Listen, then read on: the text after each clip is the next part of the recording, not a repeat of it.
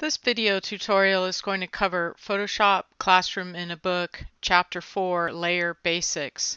The lessons in this chapter are primarily to get you familiar with layers in Photoshop. I am not going to record every single step in the chapter lessons. I'm just going to focus on those areas that need some elaboration. You should read the chapter and follow along on your own time with the lesson files.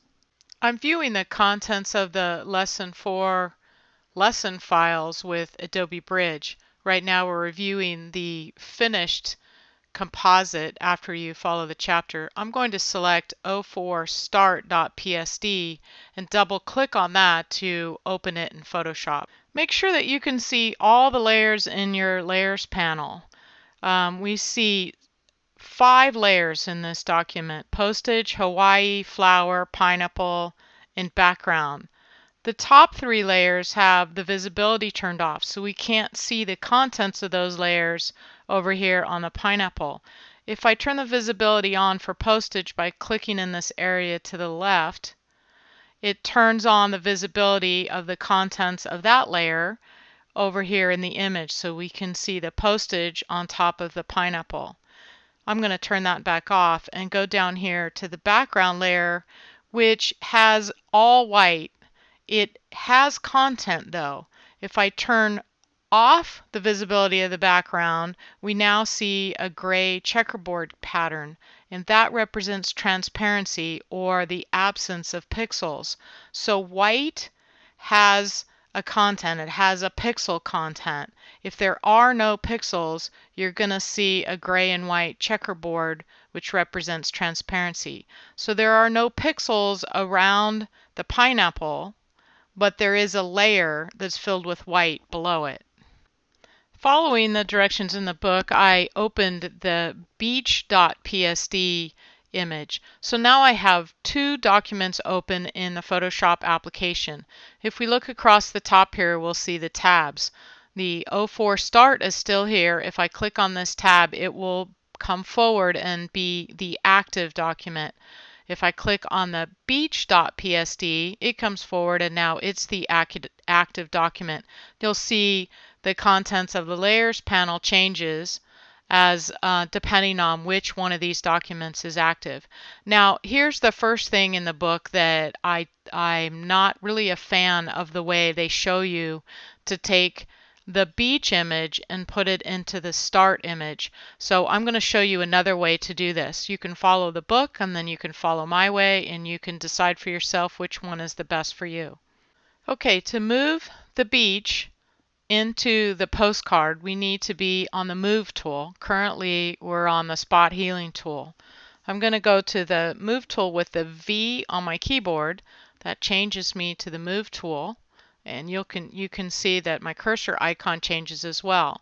From here, I'm going to click in the center of the image, and I need to keep my mouse down the whole time I'm doing this. So I'm going to click, hold the mouse down, drag the image. It looks like I'm moving it off the canvas. I'm going to keep dragging until my mouse goes over the tab for the start document. I still have my mouse depressed this entire time. I haven't released it yet.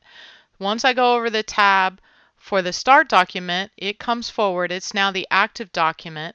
Without releasing the mouse, I want to drag down into the image and let go. And once I release my mouse, it places that image into the document for the start file. If you get a message that comes up about profiles, make sure that you say convert to preserve color appearance and then click OK. All right, jumping forward to the section that says adding a border to a layer. The book has you find the layer style under the menu, which is kind of the long way around. If you go to the bottom of the layers panel, you see this FX. All of your layer effects are listed under here, including stroke, so we'll go to that. I want to give you a little better explanation of your options here for the stroke layer style. I'm going to try and move this out of the way so that we can see what's happening on the image behind a little bit better. In fact, I'm going to zoom in on this so we can see the stroke. I got to my zoom tool by holding my Command and spacebar down, or that would be your Control and spacebar on a PC. So right now I only have this set to 1 pixel. If I crank this up real far, so far that it actually went out the window, say 24 pixels, we can see that because we have this positioned to the inside, it's actually cropping in on our image.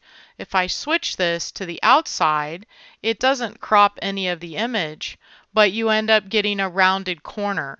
In fact, let me zoom out just a little bit here.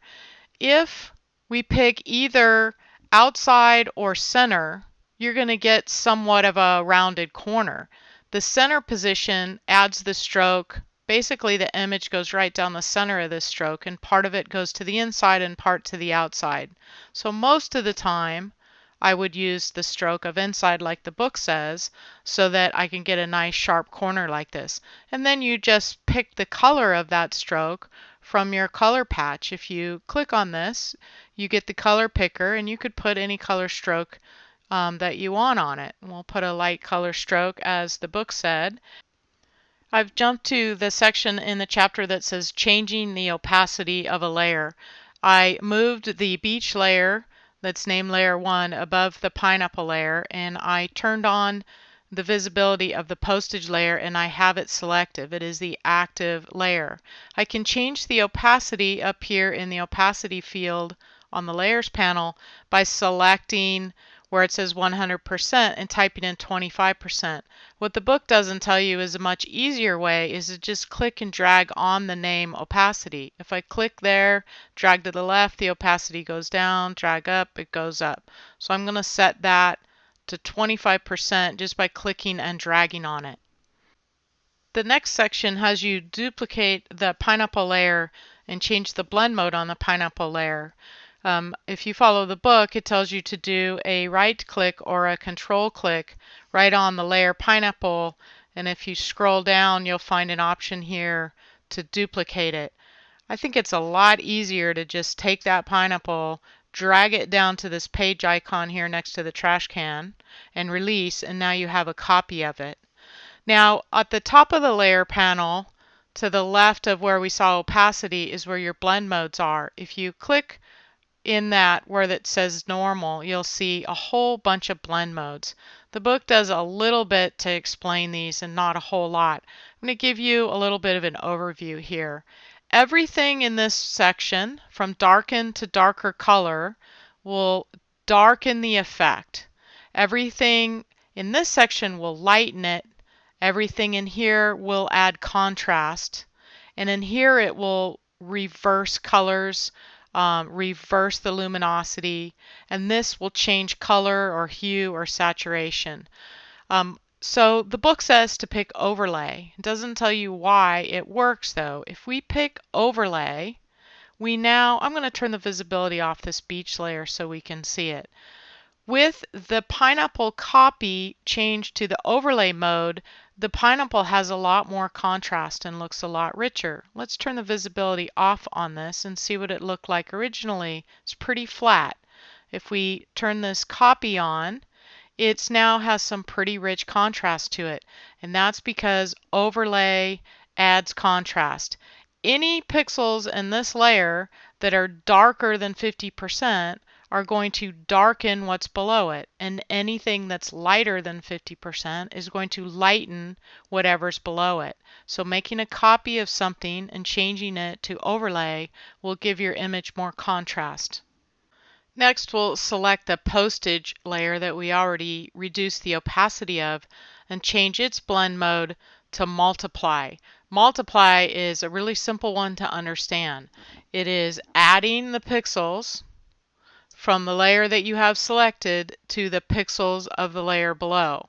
So in this case, it's adding 25% of black to the white below or the pineapple, whatever it falls over here. Again, I'm going to do a Command 0 to fit in Windows so we can see the whole thing. I'm going to turn the visibility back on for the beach layer. the next thing that we need to do is transform this or scale it down according to the directions in the book. Now this is in the book, but it's very much worth repeating because this is something you're going to do over and over again. When you want to scale or rotate or move or do all of the above to a layer, you want to go into Free Transform, which is under Edit, Free Transform. You're going to use this so often, you should try and commit this keyboard shortcut to memory right now. Command T or Control T. So once we go into this, your cursor will change as you go around the outer edges of this image. When we get to the corner, any of these corners, it turns to these rounded arrows, and this says that it'll rotate if you're in this view. If it changes to this handle view, it's going to scale it. Now if I click and drag on a corner, I could really mess this image up, and I don't want to do that. I'm going to do a Command Z to go back. The really important thing here is to remember to always hold your Shift key down when you're scaling, and that will constrain the proportions. So we want to scale this down and then rotate it a little bit. I'm not going to be totally accurate here. I'm not that concerned about it. But I want you to know and remember this right now, that you have to hold your Shift key down to constrain it, and you need to scale from the corner. If you scale from the side, you're going to skew it again. If you hold the Shift key down when you're on the side edge, it's still going to skew it. So you need to have your Shift key down and you need to go from the corner. And without the Shift key and just hovering it so you get these rounded arrows, you can spin it around at any kind of angle you want.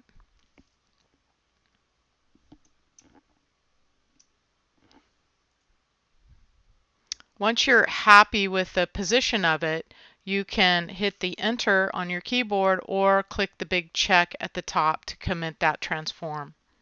Okay, I turned the layer on for the flower and I moved it up above. Actually, the flower layer should go below the postage layer. So I'm clicking and dragging to shift the layer priority or the layer stacking order.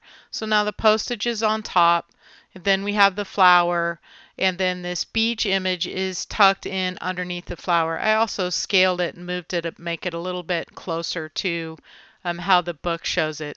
At this point, I really need to save my work. I haven't up until now, and that's a very, very bad habit to get into. If we look up here on the tab, it still says 04 start.psd. Well, I don't want to overwrite my start file, so I need to save this as a new file. So I'm going to go to File, Save As,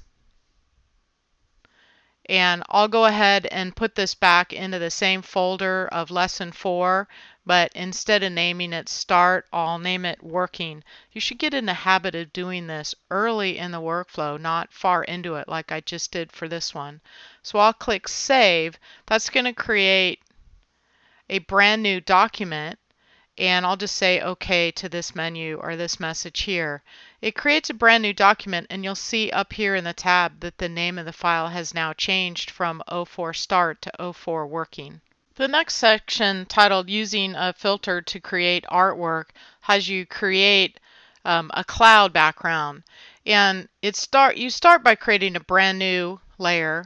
And a brand new layer is always created on top of the layer that you currently have active. So right now we have the top layer, flower, selected. I'm going to go back and click on background so the background layer is selected. And now if I click this page icon just below background at the bottom of the layer panel, it will add a brand new blank layer. It named it layer 2. If we look at the picked for the layer, it just has a gray checkerboard, so it's an empty layer, like a clear sheet of acetate. Now what the book doesn't explain is, well, it has you pick a blue color as a foreground color and then leave the background color to white. And it doesn't tell you the reason why it's doing that is because the cloud filter uses those colors to create the clouds. So I'm going to go ahead and leave them in the colors that they are now so you can see what happens. So we'll go to Filter, Render, Clouds, and we get kind of a yellow gray cloud instead of a blue sky. So that's why it's important that you set the colors appropriately before you go to your filter to apply the filter for clouds.